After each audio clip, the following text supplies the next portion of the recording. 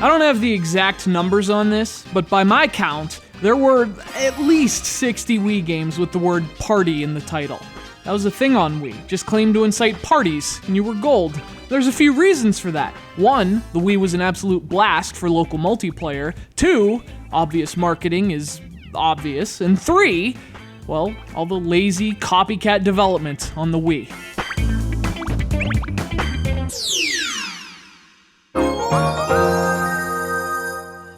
Now, largely due to reason 3, most of those 60 games were just terrible on an unthinkable scale. But there were exceptions to the rule. There was Boom Block's Bash Party, there was Wii Party, and on WiiWare, there was Tetris Party.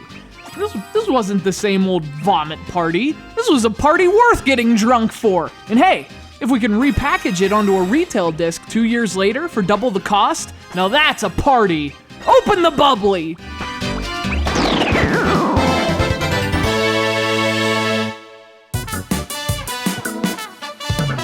So obviously, this is one party I kind of have mixed feelings about. Tetris Party was an exceptionally good game, easily one of the best on WiiWare.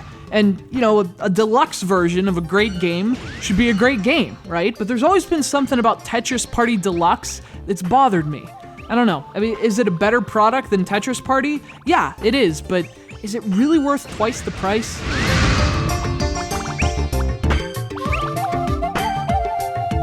Tetris Party Deluxe was released in 2010, the last truly great year for new Wii games. And obviously this was a deluxe retail edition of the 2008 WiiWare hit, Tetris Party. So the game's largely the same. It's a collection of several variations on Tetris, perhaps the single greatest puzzle game of all time. Only in this case, it's a party.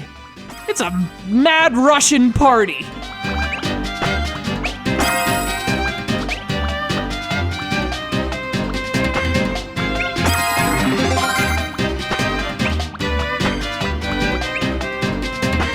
So all the great new modes from Tetris Party are back in this version. That includes Field Climber, which has you building stairs out of falling tetrominoes. If the little stick man can reach the goal at the top of the screen, you move on. That's pretty brilliant. There's also a Shadow mode, which has you filling in shapes to essentially create sprites. And that's really brilliant.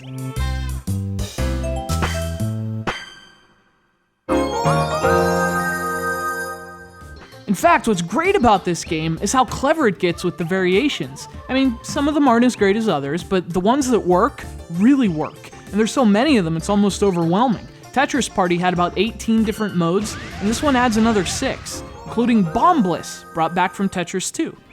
Now you can always just play regular Tetris, which is as great here as it always has been, but the focus of Tetris Party is obviously multiplayer.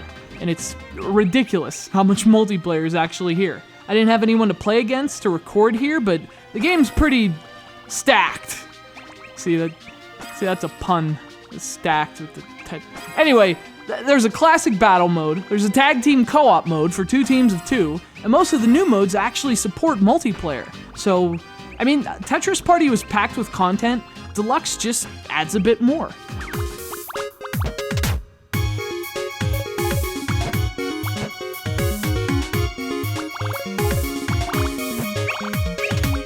But you know, therein lies my issue with Tetris Party Deluxe. I mean, what do you make of a game that just adds a bit more? I mean, to its credit, it's a nice amount more, and as someone who always prefers the permanence of a physical copy, there's obviously an advantage there as well. But, I mean, it's not like this version improves the original's bland graphics or its generic presentation. It's not like it's twice as good. I mean, Deluxe is the best Tetris Party, but you gotta pay double the cover!